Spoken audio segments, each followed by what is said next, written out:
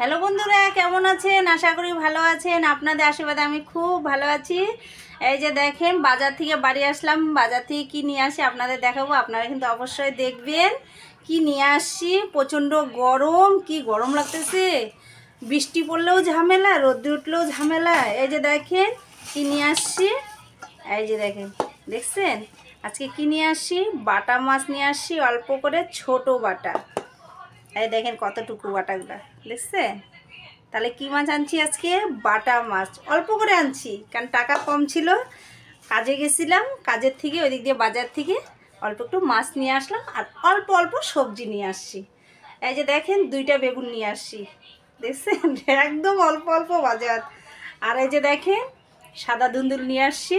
এই দেখেন অল্প করে নিয়ে আসছি, কারণ হচ্ছে বললাম না যে অল্প অল্প বাজার, কারণ অল্প একটু টাকা ছিল হাতে। ভাবলাম আবার বাড়ি যাব, তাহলে একবার বাজারে ঢুকে বাজারটাও করে যাই। অল্প অল্প করে সব কিছু নিয়ে আসছি। এই যে অল্প আলু নিয়ে আসছি। সাদা আলু খাইতে ভালো লাগে না, লাল আলু নিয়ে আসছি।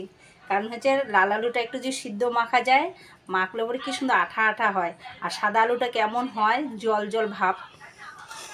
এখন তাহলে মাছটা কাটতে বসি। কাটি নিয়ে আসছি, তবু বাজারের কাটা। এখন আমাকে আবার এটা কাটতে হবে, ধুইতে হবে, তারপরে ভাজবো। আজকে মনে হয় না রান্না